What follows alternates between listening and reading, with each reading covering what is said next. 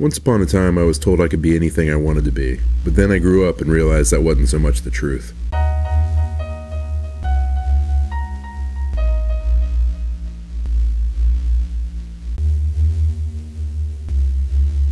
I'm not as smart as my mother told me I was, nor as much of a go-getter as my father had hoped for. Pretty average on most fronts, I'd say.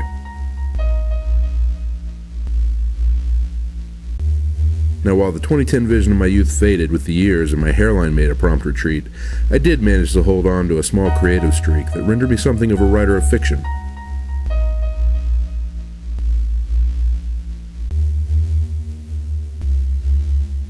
Not so famous that you would have ever heard of me, but effective enough to manage the bills a few months in advance in most cases.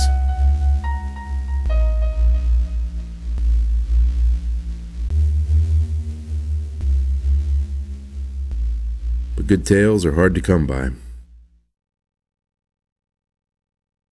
So what have you got for me? Absolutely nothing. What do you mean nothing? You always got something. Nope, I got nothing. Well, I can wait.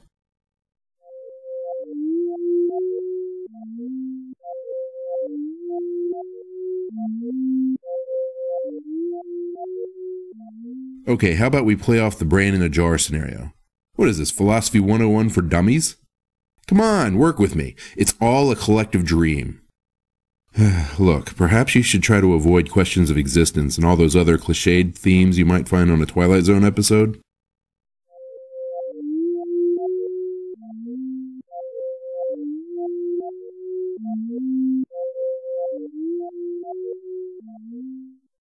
Okay, it's the story of a writer.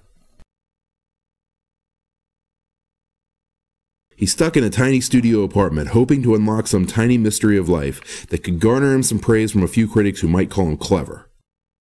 Oh, how familiar. Because up till now, no one's ever paid any attention to his work or to him. You write what you know. Only he can't come up with anything. So he's questioning his ability, and he's questioning his purpose, right? And finally, he starts to question his own existence. I mean, tree falling in the woods type of stuff. No one knows he exists, so in effect he doesn't. Okay. And then, let's say he hires a private detective to camp out in the building across the street to watch him. So now there's a guy staring at him.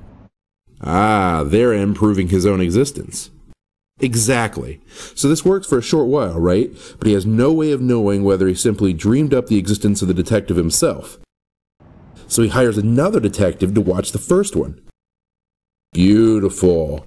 And so on and so forth, with each detective providing him reports of what they see. I see a cycle. Right. He's reading these reports from the detectives who are watching the detectives that are writing the reports about him, reading the reports from the original detectives. Okay, it's idiocy, but it's something. Where does it go from here?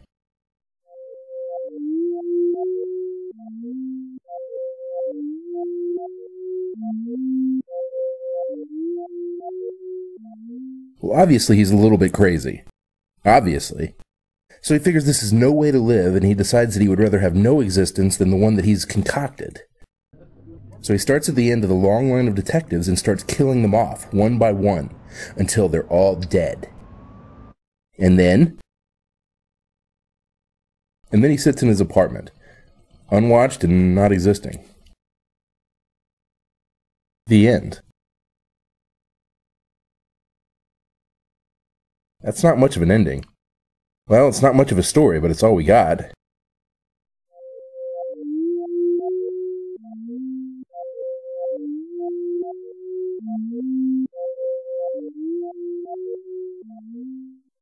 Subject sits at typewriter and begins to type.